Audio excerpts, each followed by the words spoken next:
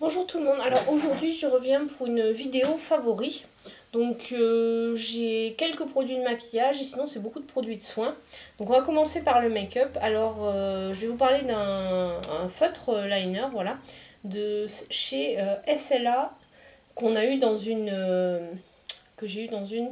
Ma boîte à beauté, c'était celle du mois de avril il me semble, la secrète. Donc j'avais encore jamais testé les feutres liner et j'avoue que c'est vraiment hyper pratique. Je trouve que c'est plus pratique que les autres types de liner. Donc je suis très contente de ce produit là. Il est waterproof, il tient très très bien. Et bon là du coup j'en ai un de chez Kiko que j'avais acheté pendant les soldes et que j'avais pas encore testé. Donc qui viendra remplacer celui-ci quand il sera sec. Mais vraiment très contente de ce produit. À voir si celui de Kiko est aussi bien. Ensuite, un produit de la marque Périssage, c'est une poudre mosaïque qui s'appelle l'été indien, donc qui se présente comme ça. Et elle est vraiment superbe. J'utilise en highlighter, bronzer. Voilà, elle est vraiment très très belle. Enfin, elle se marie bien avec... Enfin, elle a un fini qui se marie très bien au niveau de la peau, donc franchement très contente de cet achat.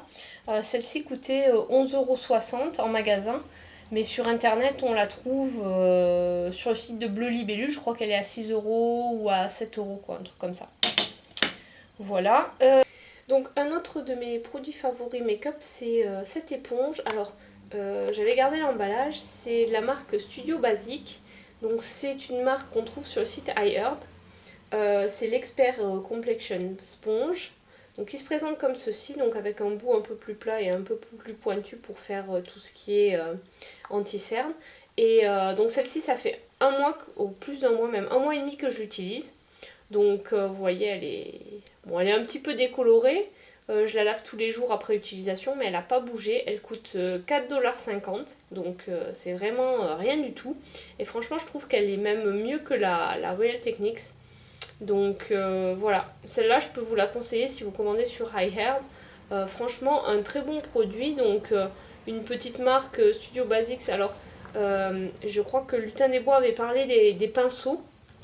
Elle disait qu'ils n'étaient pas forcément super les pinceaux, mais par contre l'éponge elle est très bien et franchement elle bouge pas là, elle est pas craquelée, pourtant ça fait vraiment tous les jours je la lave et ça fait un mois et demi quoi, donc elle a pas bougé, elle est un peu décolorée parce que je l'ai passée une fois à la machine, mais sinon puis elle a pas de voilà, il n'y a pas de fond de teint qui est incrusté dedans, donc franchement je suis bluffée par cette éponge et vraiment elle coûte vraiment rien quoi, donc si vous cherchez une éponge, voilà, enfin que vous voulez pas investir dans un beauty blender ou si vous voulez pas investir dans la Real Techniques, vous pouvez tester celle-ci. Voilà. Ensuite, on va passer aux produits soins. Donc là, j'en ai pas mal. Donc on va commencer par un dentifrice. Donc c'est le Signal White Now. Triple Power, donc voilà. Donc c'est un dentifrice blanchissant et c'est vrai il est assez efficace. Bon, c'est sûr, on va pas avoir les dents blanches après un brossage, mais il y a quand même un effet blanchissant assez intéressant voilà, pour un dentifrice, quoi. C'est pas les traitements blanchissants, mais franchement, j'ai été bluffée la première fois que j'ai utilisé. Bon, j'ai pas les dents énormément jaunes non plus, mais ça m'a permis de gagner, on va dire, je pense, un demi-ton au niveau blancheur. Donc c'est déjà pas mal. Bon là, ça fait 2 semaines que je l'utilise. Ouais, 2 semaines que je l'utilise. Et on verra quand j'aurai fini le tube ce que ça donne, si j'ai gagné un ton ou pas. Voilà, ensuite j'ai un produit de la marque Clarins. C'est UV+, écran jour, haute protection. Donc ça c'est un produit qu'on avait eu en échantillon, je crois, dans une Glossy Box.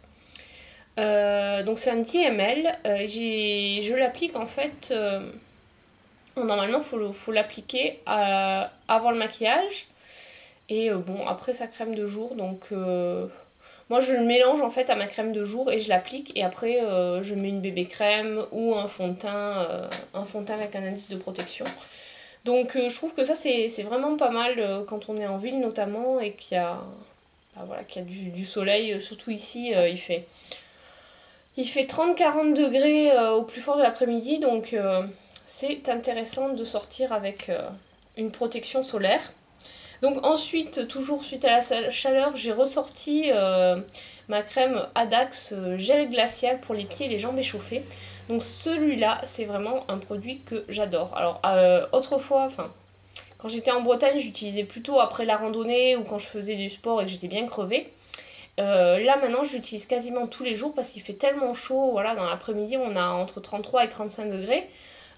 Donc même si je suis pas sujette aux jambes lourdes, le soir, ça fait vraiment du bien de mettre ça sur les jambes et ça rafraîchit vraiment. C'est vraiment un effet glacial. Ils mettent gel glacial, c'est vrai.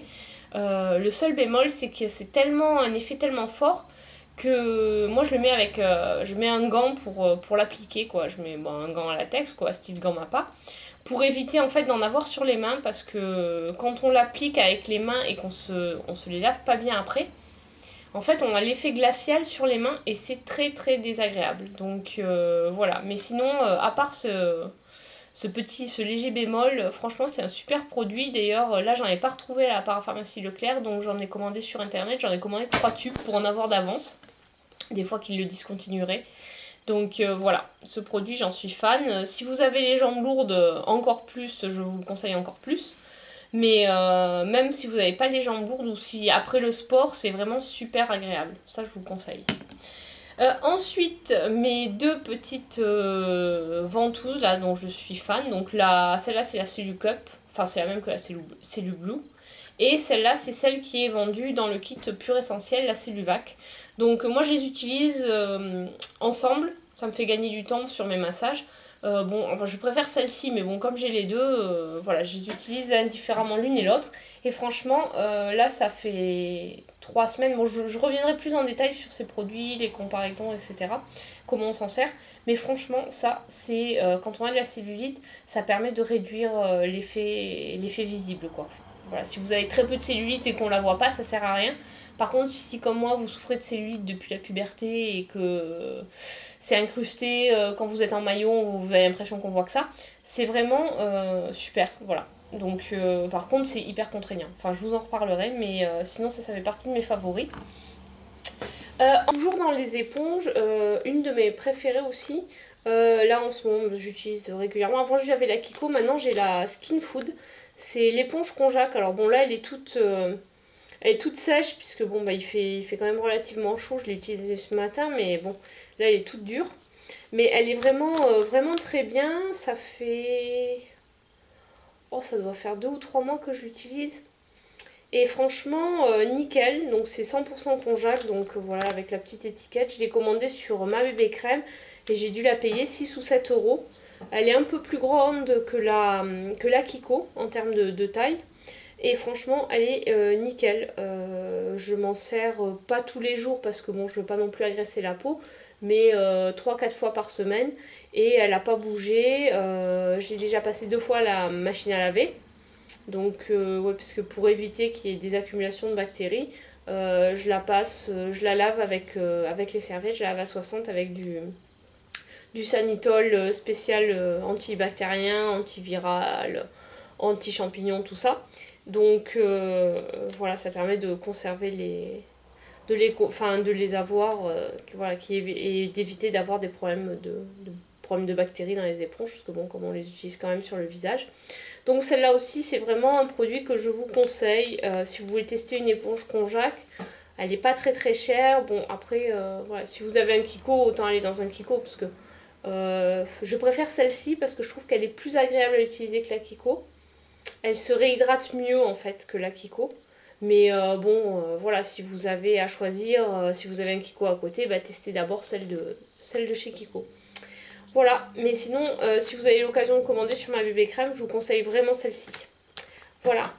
Un autre de mes produits favoris, c'est un produit de la marque Lush, c'est la Fée des Neiges. Donc celui-là, on ne le trouve qu'en période de fête. Donc celui-là, c'est mon deuxième pot. J'en avais acheté un. Donc celui-là, j'ai acheté en 2013 et j'en avais acheté un en 2011. En général, j'en achète tous les 2-3 ans parce qu'ils ressortent régulièrement. Alors, si vous aimez l'odeur de bubblegum, franchement, ce produit, ça sent le bubblegum et c'est la même odeur que leur gommage lèvres au bubblegum. Donc après, si vous aimez pas trop ces odeurs un peu sucrées, un peu chimiques entre guillemets, voilà, bon bah n'achetez pas, mais si vous aimez ces odeurs-là, foncez. Alors sachant que moi j'ai le grand format en 500 grammes, mais on le trouve aussi je crois en 100 ou 110 grammes et puis en 250 grammes, donc il y a 3 formats de ce gel douche. Moi je prends toujours le plus grand parce que je suis fan.